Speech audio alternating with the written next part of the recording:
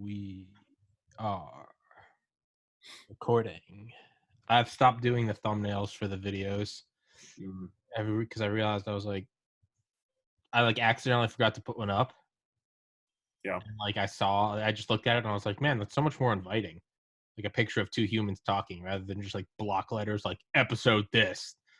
And Yeah. I think I'm going to stop doing that. I think I'm going to stop putting topics, like this was about this. So like, this is the guest, just watch it. Yeah, I've been wondering about that too. That's why I haven't been doing the topics. I was wondering if I should go to it, but then I'm like, I just want the person on there. You know what I mean? And then I'll give a description about them. Yeah. I don't know why I originally did that. I think because like the first one might have been a specific thing. Well, not only that, dude, it's almost kind of like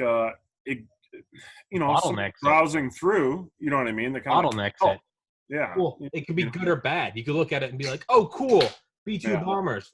This podcast sponsored by generic store brand sparkling water. And some high quality H2O, sir. This podcast brought to you by Tap Water. Yeah. Yeah, but if someone's like looking through it, because a lot of times there's not a specific topic, but I never really thought about it, but I just kind of felt inclined that I had to put something down. So, whereas sometimes it would literally be like, today is Mike Durant, and we were talking about the Battle of Mogadishu. Mm-hmm. A lot of other times it would, like, think about like the last one we did where I was on your podcast, Reality Playground podcast. Think about that. Like, there was no topic there, but if that was mine, I would have slapped a topic on there. But in reality, if I had just put in Reality Playground podcast, if I had put a topic on that, it would have bottlenecked anyone who was interested in everything else we talked about. Because we talked about a lot of shit. We talked about George Floyd, but we also talked about UFOs. So if I had just put UFOs, what? What'd you say? And we talked about big dicks. I'm pretty sure. Dicks. Oh yeah. No, exactly. Yeah. I mean, you're leaving out a lot of the population. Or if I had just put George Floyd, even though that was maybe 10 minutes and we talked about fucking UFOs for 90 minutes, someone might have looked at it and just been like, I'm fucking sick of politics, dude. Like, I don't want to hear about the riots. Like, and I don't blame them either. Yeah, I'm like that. So am I. And a lot of my episodes are just me and friends, just like, there's no topic today. Today is just like, hey, Josh. Hey, Tom. Okay. And I want to talk to people. I mean, sometimes there's an agenda. You know what I mean? And there's specific things that I want to get to, but I just want to have conversation, man. I like seeing where it goes. And yeah. Interesting, right? So no Rona, huh? Yeah. No Rona. Still feel like I'm dying. So is that right? Yeah. So I've just accepted that it's that death is coming, and I don't know. Made it to 30, so happy about that. And Do you think what's a possibility of or the probability, I would say, of having two false negative tests? 3. All 3. Would have been 3. I think it's probably pretty low. It's they think it's just chronic exhaustion. Working, doing the podcast, doing online school, kind of just like, hey, you need to just reel it back. Just reel it back a little bit. So which one can you reel back? I'm going to be working a little less. Because realistically, it's like you should quit one, but I don't want to quit one. I like making money. I like who I work. I like the liquor store, man. It's fun. It's a job, but I like who I work with. It's fun. Yeah, it's always nice when you can get there and banner. Yeah, you just get there and like, yeah. I mean, as long as there's no customers there, it's just like, what's up, you fucking moron? Like, just bullshit the whole time, holding bottles like they're dicks, just like, a lot of dicks. But it's I'm excited for you to have. Are you still gonna have that guy come on and talk about wine? I don't know if you had or not. Maybe my buddy Vinny. Yeah, he's gonna come on. Yeah, Vinny's gonna come on. Yeah. I'll be curious to see that one. Yeah. Vinny's a cool guy. Vinny's fucking hilarious. Yeah, right now I'm trying to line up some more guests. I got a couple people emailing. I don't wanna jinx it. I don't want to, so I'm not even gonna go into it. But I think there could be some more cool guests coming on. It's tough, man. Like, and through no fault of his own, we have a mutual acquaintance. He's actually more of a buddy to you, but like he was supposed to come on last night. What's that? Big Dick Paul. Yeah, he was It's supposed not to his come up nickname. last night, but he was held up on another one, and it just didn't work out. Yeah, And it no, happened, but, yeah. you know, He was supposed to do this one today. was it? Yeah. He's got shit backing up. Paul Whitcomb, the people's man. He's He's highly sought after. highly sought after. Yeah, he's Yeah, been on a lot of podcasts actually. I keep telling him to start his own. And I he's don't like, understand why he doesn't, man. He's a super nice guy. I mean, from super what nice little, guy, smart guy. He's fucking yeah, dude. yeah. He helped. Hmm. He helped put John Wayne Gacy to death. Yeah, that's Did you know that? Did I tell you that? yeah, I did know that. I don't know the story behind it. I was gonna kind of. It's one of it's episode 96. You just watch that one. Yeah, he's Is it? All right, yeah, yeah, I'll check that. and he's like somehow closely related to like the Chicago mob. Really? Yeah, Jesus. yeah. He was on a podcast with like the son. Jesus, man, keep it in your pants. I know. He was on a podcast with the son of like Al Capone's #1 muscle man or something. It's yeah. Holy shit. Yeah. Paul's a badass. I love Paul. Shout out, Paul. We Yeah. missed you. We don't know where you are. Actually, I know where you are. I know you're just working. But rest in peace, Paul. Love you. We hardly knew you. So I had a guy send me an article last night. He was someone that he messaged me on Instagram, and I haven't been on my actual like podcast Instagram in forever. And I got on it last night, and he was like, "Hey man, like loved like your interview with Brigadier General Spaulding." I was like, "Thanks, dog." And then I was like, "Wait, who is this?" Because like it's podcast is still very small, so I'm like, what? Someone outside of like a direct family member who watched the podcast, and he was like, "Yeah, man, I've been watching since the beginning." I was like, "Fuck yeah!" But Cool. yeah, it was really cool. I was like, "Wait, what? You watch this? Why? Like, why? It's I suck." But he sent me this article, and so yeah. So from Forbes. U.S. Army troopers capturing Chinese outposts, possibly. Yeah. What? Yeah. The U.S. Army is rehearsing for a dangerous but potentially decisive role in a possible war between the United States and China. Oh. Yeah, that makes sense. Army paratroopers have been practicing flying long distance and then jumping into China's island outposts in the disputed waters of the South China Seas. They're actually doing this. Yeah. So to touch on that, I read about, I want to say it was like last week or something like that. Marine Corps is changing doctrine a little bit, so they're getting rid of all their Abrams tanks. Yeah. Oh, you saw that? Yeah. I saw it somewhere in the news. Yeah. Yeah, it was probably from the war zone, I assume. And they're what are they doing? They're doing land-based cruise missiles or something, or shoulder-mounted cruise. I don't know, something along the lines of that. And then they're also getting rid of some of their larger ships and going to like smaller, stealthier ones. So it looks like they're getting back to the old style of Marine Corps where, hey, we're going to go island hopping, campaigns and stuff. So yeah, man, it's at 1940s vibes. Yeah. Hey, we went island hopping once, we'll do it again. Yeah. So it'll be interesting. I mean, I've never known the Marine Corps to not have tanks, so it was just at first I was like, what is happening? And then I'm thinking, okay, well that makes sense. I mean, if we're prepping for, the possibility of a large scale, or with another superpower. You hear that? There's like a high pitched whine. You do not. Really? Nope. Or check your ears, man. No, it's definitely. Yep, no, it's definitely you. God damn it! What are you doing, man? Man. Whoops! Wait. I think I accidentally muted. Did I mute me or you? No. No, it's back. I don't know what the fuck that noise is, but whatever. It's goddamn. I could probably go grab a microphone if you want, but. Yeah. You want me to go grab it? It's getting like weird. All right, just give me a minute. God damn it, Josh Newman's fucking up the podcast. No respect. Just taking his dick out on my podcast, acting like this is his podcast. You should go check out Josh's podcast, Reality Playground Podcast. And this podcast is available on YouTube, DTube, BitChute, VO, Vimeo, Anchor, Spotify, blah, blah, blah, blah, blah, blah, blah, blah, blah. Also, apparently, we just deployed a couple B-2 stealth bombers to the South China Sea. So, shit might be getting hairy. Maybe it's time to. Have you ever listened to Tim Dillon? Josh? I have. Can you hear me? Is Oh yeah. that any better? Yeah, bring it a little closer. How's that? It's a cool microphone. Is it? It was Yeah. it was super cheap, man. It was like, I don't know, $30 or something. I like it. Cool. This is actually my first time trying it out. Yeah, So, the hissing's gone. You got to bring it even closer. The hissing's gone, but how am I gonna do this? I don't know. I just mine. Oh yeah, no, it's definitely good quality. All right. Is that better? Yeah. It's a lot of them you just gotta get nice and close.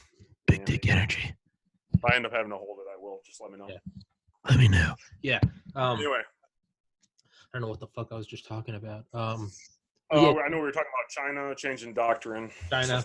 Tim Dillon. Tim Dillon's fucking hilarious. He was on Joe Rogan like a year ago, and since then his career's kind of blown up a little more. No, I don't want to say that was Rogan, not Tim Dillon. Tim Dillon is like, he was like a sleeper. He was a sleeper cell. Rogan helps. Rogan helps.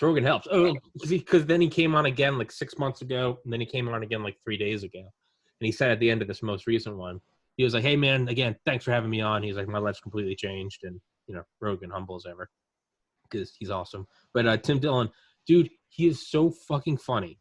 My older brother was sending me his stuff a couple months ago, and like, unless it's like a cool military article, like I don't look at. I never have for like the last 15 years. People send me, "Hey, check out this comedian or this band." I don't give a fuck. I'm just too ADD. I got too much shit going on. But right. Finally, pop culture is not for you. What? I said pop culture is not for you. Yeah, no, it's not at all. I live under a cultural rock. But finally, I don't know how I ended up watching it, but I ended up seeing like a clip of Tim Dillon somewhere, so I had to like watch the podcast. And I don't like you. I used to listen to Rogan a lot. I don't that much anymore. I had to go back and find all of these, listen to him, dude. The last time that I've like involuntarily laughed out loud from a comedian, I mean, it has to be like middle school, dude. Like wheezing, like I forgot what it was to like laugh that hard at shit. It's sleeper, huh? He is. He looks like Chris Farley. I've seen like a picture of him before. Yeah. Never actually listened to him, but yeah. Yeah, he's very, very intelligent. Loves conspiracies, and he doesn't. He's almost like it's kind of like Bill Hicks in that he just like nothing is off the table. Mm-hmm. Like I'll be like scrolling through podcasts and then I'll see Tim Dillon's thumbnail go by and it'll be like the Tim Dillon Show episode 159, why we should bomb Disney World. Or it's just like him like going down on like a Mickey Mouse doll. Just like, I want to send a message. And it's just like, wait, what? He's just fucking So I have nothing to base this off of other than just a picture of him, but he kind of reminded me of like Artie Lang. Yeah. You familiar with that? Yeah. He's honestly, I never watched him because I don't know what, just because I guess I'm a shallow individual. I saw like the thumbnail of him like months ago on just some like, Rogan spin-off channel. And it was like, him yelling and it was about conspiracies. I was like, this guy looks fucking retarded. But I finally listened to him, dude. Anyway, point being, I've been listening to like him on repeat. He's fucking dude. He is fucking hilarious. It's good. I got a long trip up to Vermont tomorrow, so dude, I'll probably give it a listen. Yeah, definitely not around your kids. He's not by no means. Oh. Yeah, right. Yeah, but it's and again, I never recommend comedians to people because I know how much I don't give a fuck when people send me stuff. I'm not even going to text this because I know this is just going to go unread. It's Tim Dillon. He's amazing. But he was saying, what? I was going to say, the only really, the comedian who was kind of like, how the fuck have I not known about this guy was Eddie Izzard. I listened to him about 10 years ago. He's this British guy. He's a transvestite. So I guess he's not, I don't really know what a transvestite, but his explanation is, he's like, goes, I fancy women. I just like to dress like a woman too. So I guess he's not gay, but he just likes dressing like a woman. Hey man. Yeah, whatever. Yeah, live your life, dude. But So did yeah, he's fucking hilarious. He's a great storyteller. So. How am I forgetting his first name? Hoover? Who was the FBI guy? Edgar? Herbert? J. Edgar. No. J. Edgar. Yeah, Herbert was the president. Yeah, I was thinking Herbert. Yeah. Do you know fun trivia? Who are the 4 presidents whose first name and last name begin with the same letter?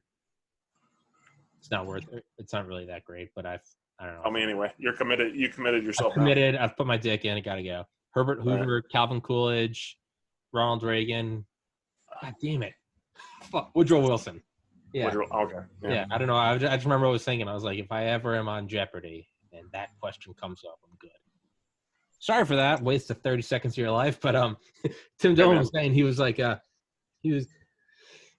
so he's like we're at the end. Rogan was like, I mean, I think we're gonna come through this, and Tim's like, no, I mean, it's the end. He was like, it's the end of perhaps the American Empire, but more likely the world. And he was like, hey, as far as ends go, it's not that bad.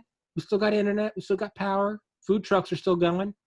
Like for all intents and purposes, like this is a good end, but it's the end. All right, it's the end. Just enjoy it. It's been great. We've lived at the pinnacle of human civilization, but it's the end. We can get out of this in one way. We need a war with China. We just need a good war with China. Maybe some false flags to get it started. He's like, we need to rally up against an enemy because it will either A, accelerate our own destruction. Let's just get it over with. Or it'll be something to rally behind. And we can get back like some nationalist fervor we haven't had in 80 years. He's like, we need a war with China. Let's just call it what it is. We need to go to war with China. A lot of people got to die. But all of that just to say, that's what Tim Dillon said. But we need a war with China, Joe. We do, okay? But yeah, I don't know, man. So, what did you think of Spalding? I thought he was. I did listen to that interview of yours, and I found him to be pretty intense, man. It seemed like you were able to get him riled up pretty good, especially kind of at the end there. Like, and I feel like he was trying to restrain himself, and I'm not saying it's positive or negative. This is what it is, but yeah. So I listened to his book several times. Well, I listened to his book once, and then I emailed him, and he said he'd do it, and I provided some questions like, "This is what I want to," Yeah. And when he said yes, that's when I listened to it 3 times in a row. It's just that's the pre-med psychopath in me. That's just like, let's nail it into the ground. Right. Really get some questions out of there. He was like, yeah, sure, I'd love to. And I was like talk to his secretary, and she's like, yeah, he'll be logging on. I was like, okay, cool. I was excited. Yeah, man. When I first came on, I was just like, yeah, he's just staring through my soul. When I first pulled it up, I was just like, yes, I'm here. What do you I was kind of taken aback. But he was very warm and cordial in the emails beforehand. So I just told myself, I was like, all right, look, this guy is a brigadier general. He flew B-2 Spirits. I just was telling myself internally while I was starting the podcast, I was like, of course this dude's going to look intimidating. That's just pussies don't get to where he is. I was like, this guy by default is just going to be, and yeah, I was a little intimidated. I was a little flustered, and I was like, okay, let's just stick to it. And I was like, so I was trying to walk I was like, let's get through this. And obviously this guy knows his shit. And I don't know. I definitely kind of got into it more. I felt I worked it a little more. And then my goal was I just want to see if I can get him to laugh. I want to see if I can get him to laugh or chuckle. And I got him to chuckle towards the end. And that's all I wanted. And I was like, okay, I got it. But yeah, that's the only other podcast I've ever been 2 other ones before that. Dale Comstock, episode 50, the first time I'd ever talked to him, Delta Force guy. Yep. Now I would like to think that me and Dale are buddies. Dale's probably you're a fucking moron, but I love Dale. Love you, Dale. Shout out. But yeah, Dale's been on regularly. And I was intimidated before that, but we started in the first 10 seconds. Dale was just smiling. He was like, "What's up, man?" And I was like, "Okay, cool." Yeah. The matches your energy. Yeah. The next one, episode 95, Mike Durant. That I was just like, holy shit, this is Mike Durant.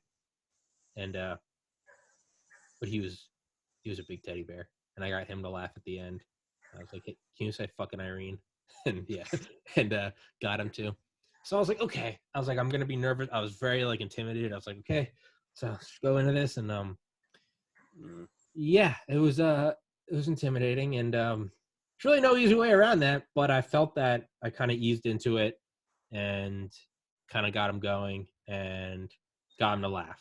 I asked him about like UFOs. I was like, "Would you like to fly around on those?" And he laughed. So that's all. That's what I wanted. But yeah, Right. man, he's a cool guy. He emailed me right after. He's like, "Thanks very much for having me on. Like, it was very fun." It's like, okay, cool. Good But deal. yeah, I go back and I look at it and I watch the first like minute, and I'm like, I can tell, like just watching him, like I was like shitting my pants. Yeah, I was. You had your button-up shirt on. I was like, oh, Yeah. he's serious right Oh yeah. now. Here Oh we dude, go. very few people get the button up. Very few Yeah. people get the button up. I've had people ask like, how come I don't get it? And I was just like, yeah. It's Yeah. it's no. I mean, dude, good on you for getting them. I think I texted you either the day of or whenever I saw it pop up. I was like, he fucking did it. You were So like, you that's cool, bastard. man. You crazy It's bastard. You son of a bitch. You did it. Yeah. Right. It's I'm working on right now trying to get a. God, I even had I won't say his name, but I'm working on trying to get a YF-23 test pilot. So, woo, yeah, that would be cool. Yeah. Dude. Yeah. I don't know, man. I have just such a love for that thing. It's like it's the kind of sexy. It's the sexy. It's this. It makes the F-22 look like a retarded stepchild with like a missing limb. Yeah, I think for the longest time, a lot of people did too, kind of held out hope, like, well, hey, maybe we'll do like a medium bomber or something like that, or something based off of that design. But I don't think we'll ever see it. And for the record, I think well, one, if you have a retarded stepchild with a missing limb, I'm sure they're a wonderful child. I'm retarded, so it's cool. Second, I think the F-22 is beautiful. I just don't think anything comes close. The only things that sort of touch the beauty of the YF-23, I think, are the B-2 and the SR-71. Yeah, those are some of those curves, and then of the B-2, and then and the YF-23. But yeah, the SR-71 is just fucking undeniably beautiful. It's just sexy. I think that, speaking of retarded stepchildren, I think the F-117 is beautiful. That one gets shit on. Yeah, I think there's something gorgeous about that, dude. Absolutely. And so they're using it right now as an aggressor, right? So I guess, that makes sense. They need red air who's, low observable. But I guess I was wondering, though, too, I was pondering this morning, is obviously doctrine's changing. I think we're running out of money, but we're going to have to spend more regardless. But so why not? Why couldn't we just update the F-117? I mean, is it the design that's holding it? Is it just is it you know what I mean? Or is it the guts of it and the material? Because that can be replaced and upgraded. Well, it's been it's been a while since I worked at Area 51, but I'll right. Yeah. So I'm leaning on you to. Yeah. I'll be honest that sometimes I'll be asked. I'll be like, so what do you think about that? And I'll be like, well, Tommy, I work at Kroger, but let me touch on let me touch on these orbital kinetic weapons you're talking about. Thank you. Yes, thank you. But I just got back from the liquor store, but this weekend I do my internship at Skunkworks. I think, well, I'm pretty sure the F-117 has a lower RCS than the B-2. It still holds the record. Is that right? But if you look at the sizes, well, it's smaller too. I mean, it carries 2 bombs. The B-2 can carry I'll find that thing. Hold on. I'll be here real quick, Josh. Yeah. So this is kind of getting really off topic here, but I'm wondering, with China's theft of a lot of our technologies, we know that happened with the F-35 and stuff like that. I wonder if our B-21 Raider is going to lose effectiveness, because of that. Yeah, and I know I essentially that question before. Trust me, you had better questions. I understand why you didn't use it, but no, I talked to a colonel about Brigadier General, and I was like, hey, so I called Northrop Grumman back in like April and got chewed out for asking about the B-21, like from their public relations woman. They were like, soft face told me like basically to fuck off. but being very professional. Right. And General Spaulding used to fly B-2s. So I talked to a colonel that I was able to get in contact with. I was like, should I ask a question about that? Is that fair game? And he was like, I wouldn't. And I was like, okay. Because I didn't mention that in any emails to him. Like, I don't want to, like, bring that up. And I think it might have been you as someone else that, like, when I wanted to have on all those nuclear physicists and weapons physicists for the anniversary of the A-bomb test, and I ended up getting Dwayne Hughes.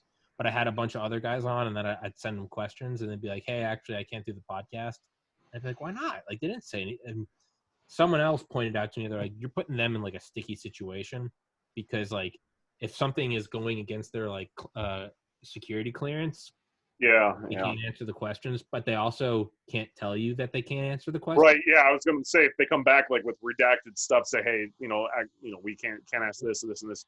Well, there implies exactly that implies. So a lot of them I realized I had like one from Livermore, one from Oak Ridge, Tennessee, kind of like back to back. These guys are just like, I'm gonna have to pass. After they said like sure, and they were excited.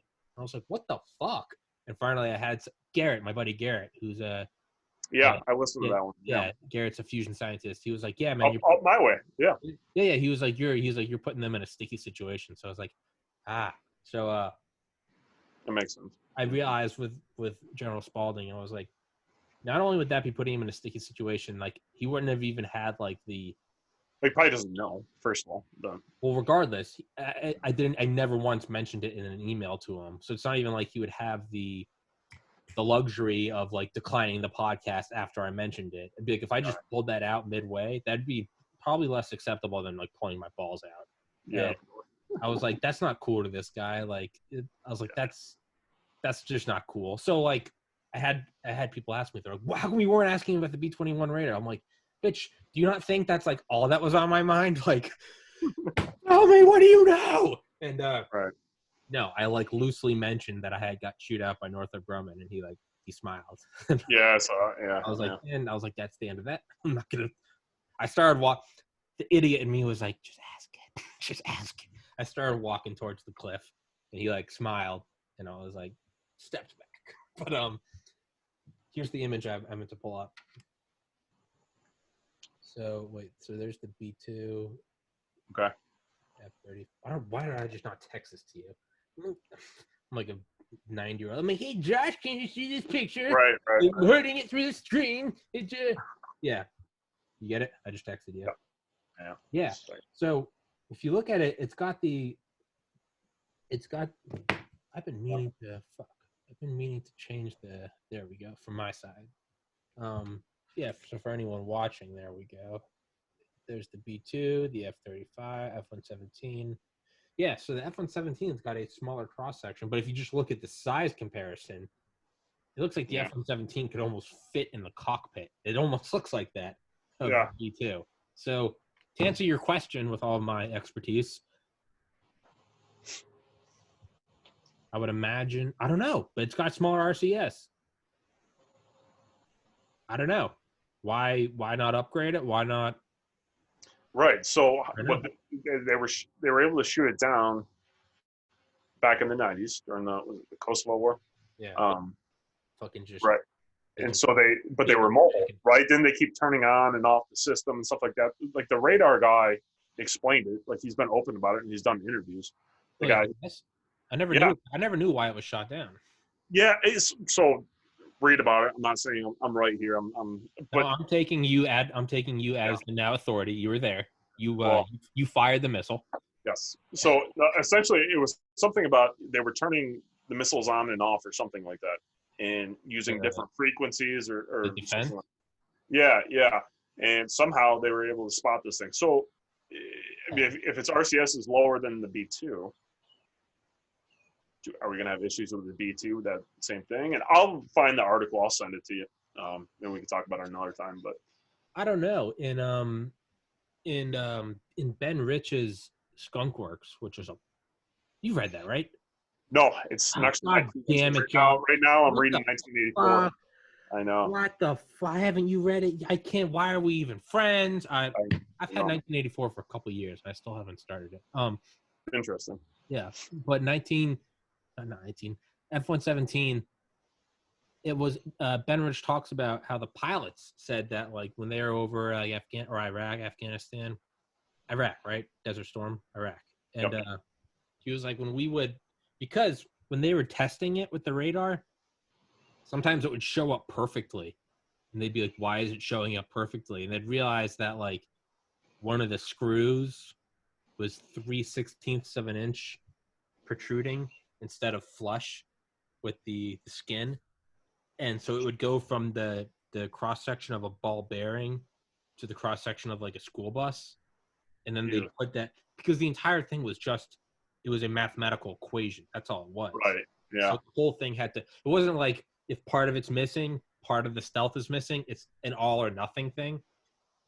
So when they would open up the bomb bay doors, the entire thing would be fucked. So as it opened up, it said all their alarms would start going off because they were getting painted with radar, and they drop the bombs and they close it and just gone. Even if they could see them visually, which they couldn't, but even if they could, they still couldn't. You couldn't lock on. It was it's nothing. You're looking at it and you're like, why isn't it? When they first you're still shooting from the hip. Yeah. When they first tested it and they flew it over like White Sands, the guys with the radar, and they said it flew at like an altitude of like 1,000 feet, and it flew over, and the radar guys were like, what the fuck? Because they were like just looking at it. They're like, you could almost see like the pilot, and they're like, it's not, they can't, meanwhile they're tagging like the T-38 50 miles away, and this thing is overhead, and they're like, what was that? But the pilot said when they were over Iraq, they opened up the doors and all the alarms would go off. Not only that, one time the door didn't close, and they saw a couple missiles flying up at them. No shit. The guy was like, that's when I'm pretty sure I shit my pants. He was like, I'm very sure I shit my flight suit.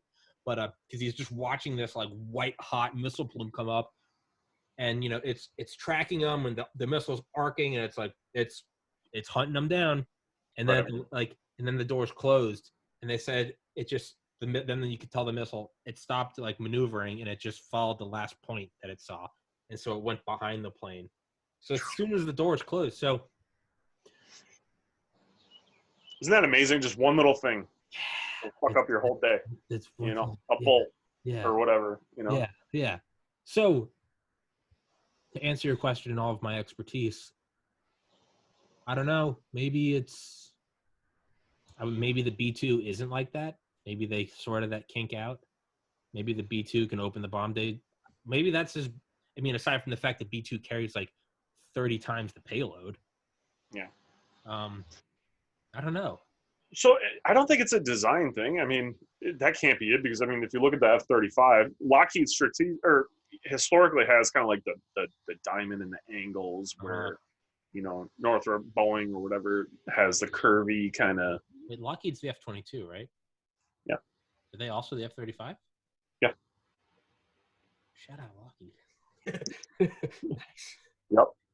So yeah, Lockheed and Boeing, they're the big boys on the block, man. They're the fat cock swinging. Yeah. Yep. They definitely are. Yeah. So I don't know, but I think it's pretty cool though. I mean, we still have a couple of dozen that we keep stored, and now we're using them for red air and stuff. I think that's kind of neat. Yeah. So my theory on those, and I think I talked to David Libby about this, the guy who's an F-117 historian. Mm-hmm. My theory is that we're keeping them and not putting them in like the graveyard because they might still be so advanced that like like the line of succession for like presidents, not only does it go through like the first like 10, the main ones, who's vice president, is it Secretary of State or Speaker of the House? It's got that whole like the ones you can guess, right? Yeah. But it actually goes out until like I'm not kidding you, like the hundreds. It goes out into the hundreds of places to like where you can be number 577, and in case of a thermonuclear exchange, it will be the head of the Atlanta Treasury. Like it'll be weird shit like that. Like you ever see? I know we're going off track here, but you ever see that show? Was it Designated Survivor? It's on Netflix. It's about like this one congressman. He's like this young dude or whatever. He he was left behind when they all went to the State of the Union, and his job was just to be continuity of government. That's real. Back having a beer or whatever. The whole fucking Capitol blows up, and then there's no more Congress, anything. It's just this guy is fucking president. Well, the thing is that's real. That's 100% real. Yeah. I think there's another weird one the night of like 2016 election. I'm not making this up. Let me make sure I'm not making this up. But we're getting way off into the weeds. What the fuck were we talking about? Fuck, man. I'm sorry. I feel I'm not a good guest today. I feel like no, you're a fantastic. Shut up. You're a fantastic guest. You're beautiful. You're wonderful. We were talking about. Actually, who gives a shit? Lockheed F-35. Lockheed F-35. Dude, I really got to piss. Fill the space. Yeah. Fill the space, Josh.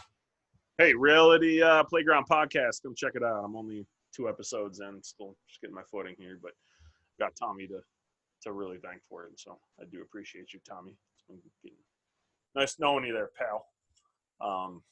Anyway, so I really want to talk about UFOs more, but I feel like I've kind of said all I really need to say about that. Other than UFOs are motherfucking real. So yeah, I think earlier we were talking about the YF-23. I think I'm really going to try to get some beyond test pilot for that. Who knows? I don't want to jump the gun yet.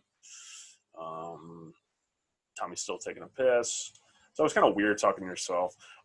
You know, I think I need to. I don't know. I need to keep working on that.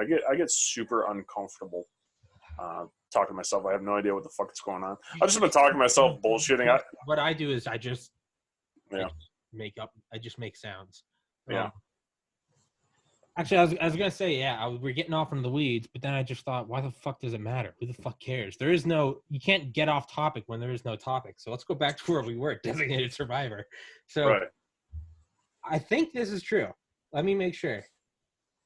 No, it has to be. John Kerry. John Kerry. Oh. Election night 2016. Antarctica. Yep. PBS. There we go. No shit. Which is insane because normally one of them goes into a bunker or they just go to like some undesignated city. Doesn't matter. Fucking fly to Milwaukee. Shout out Milwaukee. But like, yeah, that's true. Designated survivor is true. It's a real thing. Yeah. But one time it was who was it? In Garrett Graff's Raven Rock, which is probably my favorite book, Raven Rock. That's my favorite nonfiction book. Dude, I used to live by the Mount Weather facility. Are you familiar with that? Fuck yeah, I am. Dude, I have mentioned Garrett Graff's Raven Rock almost every episode of this podcast. I got in touch with him a couple times, and he said he'd do it. And he ghosted me. Garrett, why are you playing hard to get? But it's, yeah, dude. He goes all in Mount Weather. Yeah, it's, dude, that book reads like science fiction. It's almost too sexy. Yeah, I haven't read it, so now I'm going to add that to my queue. Holy shit. It's going to be at the Skunk Works now. Yeah. I had no idea that I lived by Mount Weather until I went to go hiking out on the AT there. It's right off of that. No one knows. What the fuck is going on here? And then, so I went home and I Googled it. I'm like, oh shit. You know, the only reason that was really put on the map was because there was a plane crash over by there. Yeah. It's like the 60s or 70s or something like that. Yeah. They were, because a plane crashed and it like severed some underground power line, which I guess only a plane crashing directly into it could do. Yeah. And the people were kind of confused because everyone on the plane died. But apparently before like the firefighters had even like started putting out the smoldering wreck, there was already this like the power crew. There was like a camo power crew there, like amongst the bodies, like reconnecting the lines. And it was like, this is kind of bad optics. Who the fuck are these guys? It's like, like if there's a suicide bomber and he blows up and there's blood all over the White House, but they're, the first thing they're going to do is make sure the White House doors are still there. Yeah. While there's bodies everywhere. It's like, whoa, this looks a little, and you only do that because, oh wow, there must be a priority. That's what it was, is people got upset because they were like, there's just like, I think it was near Christmas. So there was like a bunch of presents strewn everywhere. So there's like dead kids and presents, real dark shit. Yeah. And there were guys there in like camo with fucking like M16s guarding them as these like guys like linemen are like fixing shit. Yeah. And there was like you gotta Humvees, keep it going. APCs, and they were like, "What is this?" And yeah, there's Mount Weather, Raven Rock, NORAD. Those are the ones everyone knows about. But apparently, those are the big ones. But apparently, there are hundreds. Yeah, there's one, and it's not far from Mount Weather. It's in a place called Warrenton, Virginia. I used to live up on top of this mountain. It's called Bear Wallow Mountain, and the Warrenton Training Center's there, and it's a multi-site. It's like, I don't know, I want to say like 4 or 5 different sites, but they're underground bunkers, and it's former CIA, and now it's a number station essentially. I remember when I lived there years ago, and I put on my shortwave radio sometimes. The numbers. Yeah, and the fucking, it was some lady or whatever calling off all these different numbers and stuff. And sometimes I would leave it on at night. Yeah. I don't think they do it anymore. That's exactly like Black. What the fuck? What was the number station? I don't remember, man. But it was weird though, because sometimes I'd leave my radio on at night and I'd be sleeping and I forget it. And then all of a sudden, you hear beep beep, and this chick comes on, I'm like, oh, what the fuck, and it's literally 150 yards from my house where this is coming from. And but yeah, so it's this huge elaborate Northern Virginia, man, is crazy, dude. There's so much like infrastructure that blends in with everything that's dedicated to CIA, NSA. Everything within like 200 miles of DC. Yeah, it's fucking crazy, man. Yeah, so. It's God damn it, you need to read. Actually, I'm giving, because I am in charge of you and you're my pupil because I'm a douchebag. You need to read Raven Rock before. Oh, thank you so much. Was it Spalding called them panda huggers? All these fucking people who don't think China's a problem, they're a bunch of panda huggers. Woo! And yeah, it's gotta love those guys. Just zero disregard for. They're just like they exist. They exist in like an on and off world, and I fucking love it. Shout out Robert Spalding, Brigadier General Dr. Robert Spalding. You can just call him General. Yeah, well, I have. Oh, have you? Okay. Yeah.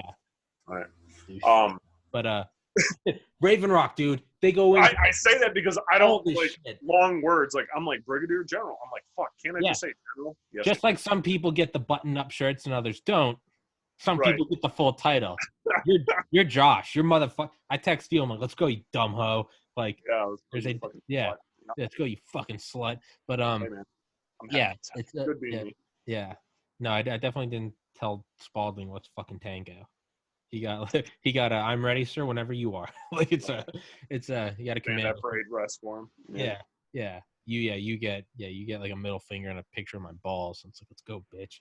But it's Raven Rock, they talk all about it. They call it, so it's not even like, they don't even mention a couple. They just call it the relocation arc, meaning that there's a general swath of land that at any one point you're no more than like 5 minutes from a bunker. So if the president is, outside of town talking somewhere, right? Yeah, they can just be like, you're at the nearest one.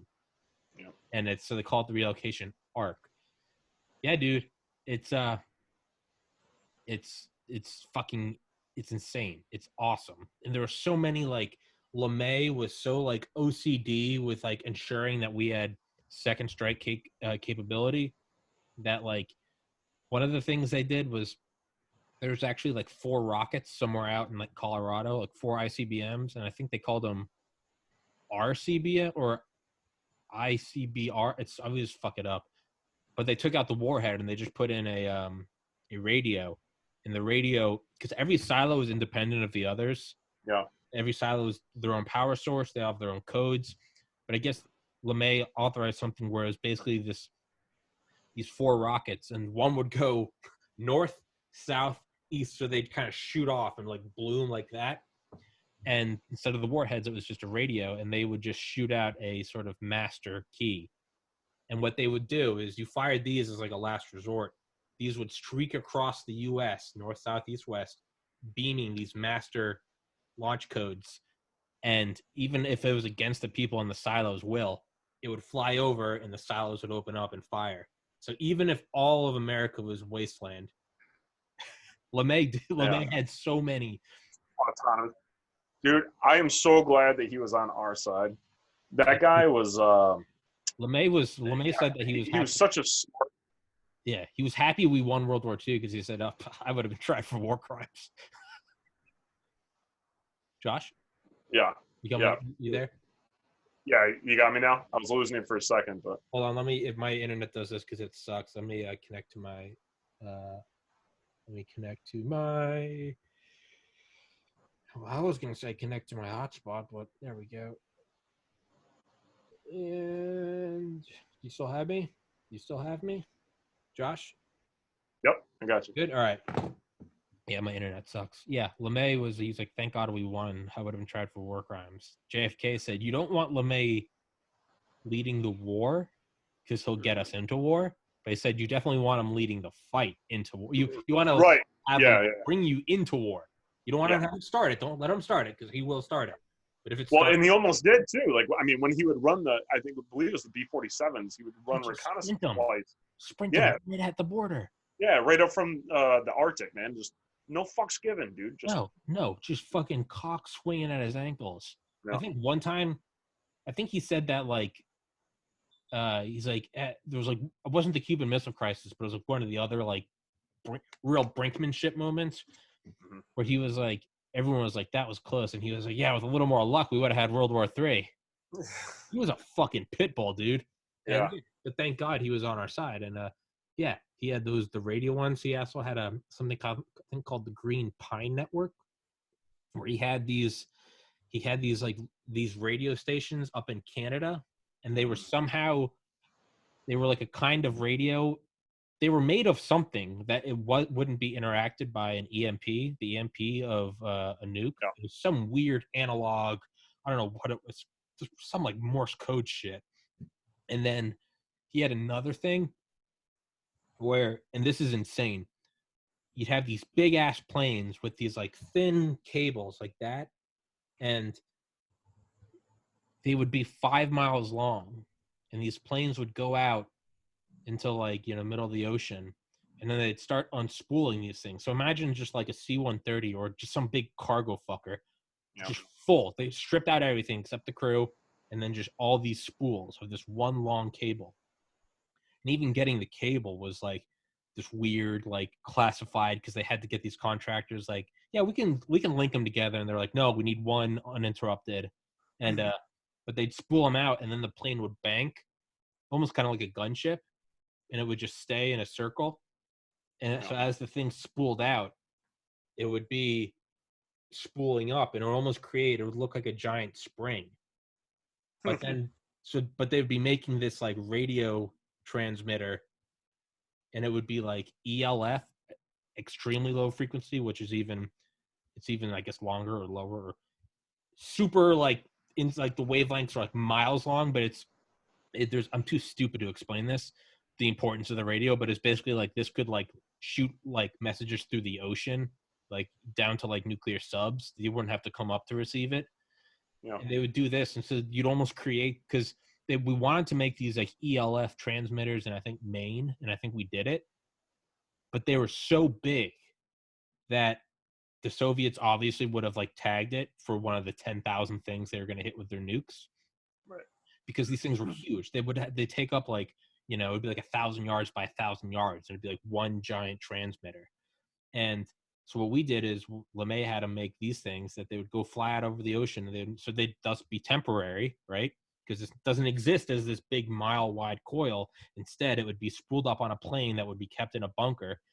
They'd come up, take off, do this thing. You can do it anywhere. You can do, so long as the plane's in the air, you can do it fucking anywhere. And you'd create these things, and then you could fire this like master code, and it would go to all of the submarines in the world. And you could do it. They said you could even do it like through the earth. Like that's how like crazy. Yeah, this could go through mountains and shit. So like nothing would get blocked. It wasn't like, oh, they're not in line of our radio. You didn't need line of sight. You could just go through like mountains, like tectonic plates and shit. And then once they're finished, they could snip it off and drop it into the ocean so that they don't know where it came from. But that was one of the things LeMay had was yeah, I'm too stupid to explain it, but yeah. Yeah. You talked about EMP, and isn't it? I think it's funny how often we don't think of solar flares as being a threat. Oh, dude, it's the end of the world is just one blip away. Yeah. and it's going to happen, and it happens all the time. Yeah. You know what I mean? We're going to get was it back in like the 1800s or something, late 1800s, I believe it was, and it knocked out all the telegraph and stuff like that. And Yeah. imagine the technology that we had today back then, it would have fucked us. Yeah. You know? So what I do is just not think about it. Right. Like it's like Rick and Morty. Yeah. Rick, what are we gonna do? He goes, yeah, you do the same thing that you do when I thinking about the timeline where Hitler cures cancer. What's that? Don't think about it. Just ignore it. Put your head in the sand. Yeah. Yeah, I just don't think about it. It's yeah. So I don't know, that's what you familiar with Dr. Robert Schoch? He's yeah, Rogan's. Oh yeah, I just heard him talking to Tim Dillon about it. Oh, okay. He mentioned Robert Schoch, the guy that thought there was like 1 million lightning strikes a second or something. Yeah. That's what I was just gonna say. Yeah, so he was on with John Anthony West back in like the early '90s. Yeah, no, that guy was awesome. Doing kind of the mystery of the Sphinx and stuff like that. But yeah, that's what I was getting. So he almost seems like he's not changed, but his opinion has just evolved, and now he thinks it was like the lightning storm or something. Is that what we really have to? That scares the shit out of me. I don't have a cave to go into to hide for weeks on end or months or possibly years. That's yeah. I that's just don't think about. I don't think about it, man. I just figure when it happens, it'll either be quick, like a thermonuclear pulse, or I'll be just far enough outside of a nuke that I'll, burn to death or be killed in debris slowly. Either way, I think that even the worst death would probably only last a couple hours. A couple hours of pain would suck. But you know what? Yeah. I've come to peace. I'm just come to terms with it. Of my fear of death, I've through psychedelics, I think, and that's a bold thing to say because as soon as you get cocky, you will get humbled. But I don't fear, especially after the death of my brother. There's I just kind of had to come to terms with it. Yeah. And I think now it's like I almost not in like some depressed way because I do have clinical depression, but there's no great fear. I guess it's just it's happening. It's happened to every single person that's ever lived. Right, you're not alone. It's just no matter what it is, even if hell is real, or even if it's not, or even if it's just some weird psychedelic reincarnation. It's like a roller coaster where everyone that's ever existed has gotten on it and gone on it. It's it's scary, but there's a sort of comfort. It's everyone's done it. Grandma, grandpa, brother, uncle, dog. It's okay, it's okay. Pain will suck. Yeah. I used to not really care as much. Not care is not the right word, but I didn't fucking care. I thought. No, we talked about it. Yeah. Whatever. And then, man, I had kids, and now I guess my attitude is I don't necessarily fear death, but it's let me hold out just a while so I know they're taken care of. Let them become adults. You know what I mean? Yeah. And they can have families, and their life is going good for them. Yeah. And then, hey, take me. It's fine. Yeah. But that's really my main thing is, man, is I just hope give me a good 20 more years so I know my kids. Let me take care of them. Yeah.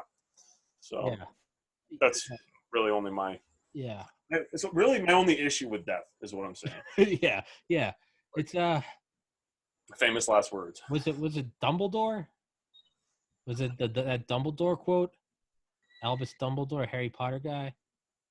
To the well-organized mind, death is merely the next adventure. No. Meaning that I guess kind of if I don't know if you've done your meditation, if you've dropped your acid and gone and sat in the woods, and not to that, and that sounds like some snooty I am enlightened. Let me tell you what happens next. Sit down, child. Let me teach you. No, fuck off. Right. Yeah, I don't know. It's I think when it happens, man, and it's just. Yeah. Well, you're not gonna fucking know. So. Yeah. To me, I think of it I wouldn't want to live in a bunker. Imagine knowing that the entire world is a radioactive wasteland, and that tomorrow is the same as 30 years from now. You're gonna wake up and you're gonna eat this weird dehydrated crackers, and nothing's ever gonna change. Yeah, and you can't. What are you fighting back for? You're living in a fucking wasteland, eating scraps. Yeah. At best. at best. Yeah. And so what's the point? Procreation seems fucking silly at that point, other than for me to just get my rocks off. Yeah. So yeah, I don't know. It's I don't know. So cool, doing 5 more minutes and then we'll end this bitch. yeah, man. All right, cool, dude. Don't be Anything for you, buddy. Thanks, babe. Fuck it. I just want to touch. Actually, you know what? I was going to go into UFOs. You know what? It's surprising as someone that is as much as a sucker for conspiracies like myself, just like love them. Not even when it's like sucker that I believe them, sucker that like they're my guilty pleasure. I just love them. Of course. Hey, was that a lightning strike or was that a weather machine? I'm like, fuck yes. Like, the bomb in or the explosion in Beirut, that was probably some chemicals, or maybe it was an orbital weapon. It's goddamn tarp up there in Alaska. Yes. I'm like, yes. It's just like the moron in me is like, yeah, how could this be dumb? I'm with you, man. That being said, I'm surprised that I really have never started to dabble in it until the last 2 weeks or so. And that is like the pyramids, just how absurd they are. And I'm just getting into them. And it's like, yeah, I'm ashamed that I haven't. I'm ashamed that it's taken me this long to start getting into them. Dude, you need to get your Graham Hancock on. You need to get some Randall Carlson going on. I bought some books. Yeah. I've listened to the podcast. Yeah. Yeah. So those two ventured around together. Maybe it was a couple years ago now, all around North America and stuff like that, basically proving Randall's case that, hey, listen, like, we were struck by a meteor or whatever. Yeah, younger Dryas. Yes, the younger Dryas. And yeah, it's fascinating. I don't think we'll ever know, but when you look at some shit that was done, I mean, like laser cuttings, I feel like I'm getting like Ancient Aliens-esque now, and I hate it. Who gives a shit? I mean, you just got to jump in. Who cares? Yeah. Some of it's pretty fucking wild, man. And whether I think either way, if it was motherfucking aliens, or if we had an advanced civilization that for whatever reason fell off the map, whether it be natural disaster, if it was internal conflict, whatever it may be, either option is super fucking cool. And we need to do everything that we can to figure out what the hell happened, because I'm a firm believer that, I don't know, I guess I kind of am like, yeah, maybe if aliens are around now, why the fuck weren't they around back then? I mean, it seems like it's highly possible, but where the fuck was I going with that? But at the same time, I think it, either way, it's fucking cool that, I know what I was getting at. I think it's possible too that we've had past civilizations who were advanced and then for whatever reason fell off the map. I'm a subscriber to that theory. Yeah, I look at it as it's one of 3 choices. It's fucking aliens. It's an advanced civilization that was wiped out, and the only thing that survived was stone. Or these fucking ancient primitive peoples figured this shit out. Yeah, and it just as what it is in the textbook. But to me, that one's equally insane. Why did these people do it? What fucking psychedelics were they eating where they were like, we need to erect a temple to the gods that is going to take up this pyramid's going to provide no food for us. This is not a power source. It's just, think about that. You don't have anything, no education. All you're doing is you're a step above, you're a step removed from hunter gatherers. Yet for like 10 generations, you're going to construct this thing. Yeah. I mean, was it really the bull whip and killing slaves, or was there some crazy? And even if it was just like, to me, that's just as crazy. Is it? Why do that though, too? Right. So if it's a king, right? Let's say that's like the pyramid built, but he knows it's not going to be built for 500 years. Why the fuck is he doing? Is it an ego thing? Is it just regardless of what it is, even if that is the case, they wanted a big old fucking tomb just because, and they were willing to throw 1 million deaths at it. The fact that these fucking ancient peoples did this, to me, is like still, it's like, so to me, it's like there isn't a boring there isn't a boring answer. It's all to me. It's all fucking brilliant. Yep. But I think like I know we got to wrap this up because you're too busy for me, Josh. I mean, but yeah, I look at it as if you did get to an advanced point. Let's say you have cities and skyscrapers like we do today. I feel like at some point you would like, what did Jeff Bezos do like last year? He put that clock that's going to run for 100,000 years in some sealed in some cave. Just because, like, why not? I feel like if you got to a point where you're like a global society and you have your Tokyos and New Yorks and your airports and your moon bases, one thing you do is like you just kind of build something out of rock that would be really hard to do for people that only had rock. So, and maybe you do it in a way that aligned with stars. So just because it'd be sort of like a testament to it's like putting a plaque on the moon. Like, what does it serve? Nothing.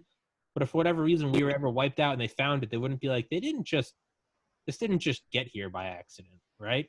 Yeah. If anything, to me, it's like the equivalent of like, I don't know. It's like because we fucking can. That's exactly. Why. There's wet cement, and you write like, Dr. Dick Cheese was here. Yeah. Why'd you do it? Because Dr. Dick Cheese was here, dude. Fuck you. You see, 30 years later, you still see it, and maybe it's funny. It's outside of a hospital or a courthouse where that shouldn't be. Right. I feel like if you got to a point where there's global harmony and you got rid of poverty and all that shit, and you had nothing to do but advance, one thing you might do is just, hey, let's laser cut some shit and let's put it in like a geometrically or a mathematically important or meaningful form. And just like we shot Voyager out into space with like the gold disc on it, you just we were here.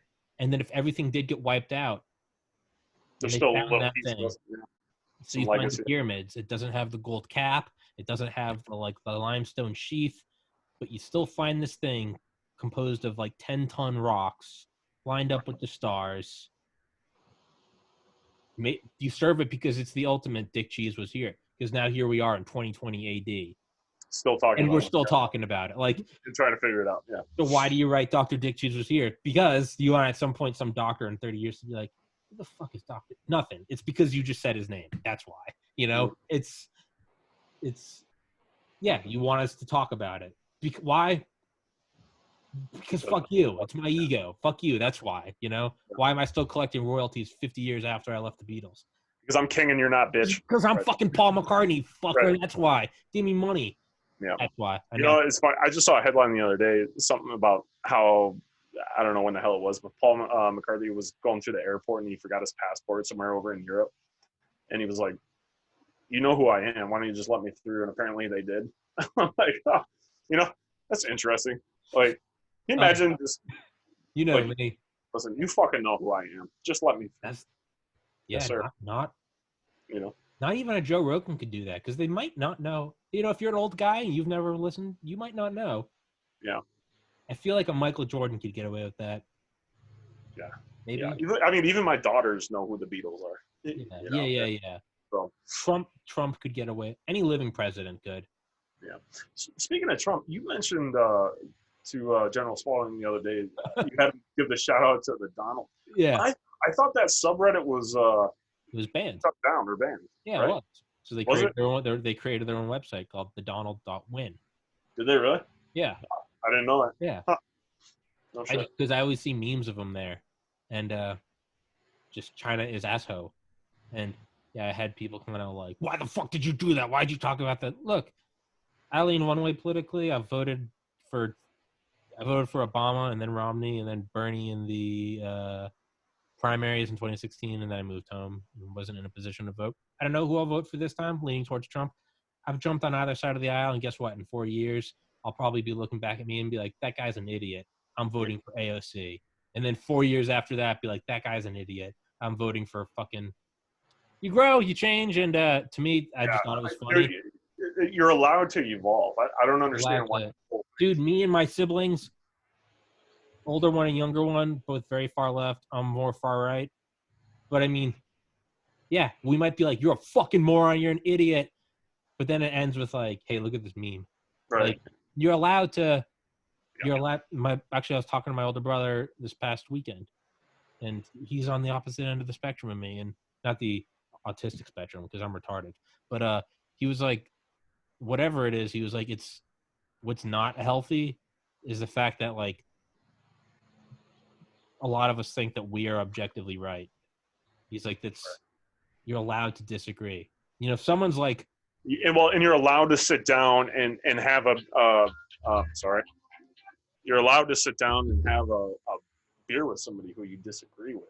yeah, You know, and you're allowed to sit there and talk and banter and bullshit and try to solve the world's problems and not be assholes to each other. like, hey, I I don't get know. it. If someone's like marching in the street with a swastika, like that's their freedom of speech. I totally get where you might not want to ever talk to him and be like, hey, that guy's literally advocating for, you're Jewish, and he's like, I'm gonna put your family in a crematorium. Like, I can see where you'd be like, I don't agree to disagree with that guy. I just don't want to. Exactly. Yeah. I get that. That's Yeah. still his freedom of speech. He's still allowed to do that. But in terms of like stances on healthcare or border or like social program or military spending, it's okay to fucking get red in the face arguing and then be like, agree to disagree. What do you think about this fall? Tom Brady no longer the Patriots. Like, you're allowed to do that. Exactly. Not only are you allowed, this is one of the only countries in the world where you can do that without being thrown into a re-education camp. China is asshole. Yeah. You were talking about Trump for a second, and made me think about General Mattis. What a loss when we lost him as Secretary of Defense. A lot of people, and this is where I differentiate from like other Trump supporters, is, you know, it's kind of it's definitely cultish, where it's like as soon as he's out, it's like, fuck that guy. No, I still think he's awesome. I don't give a shit.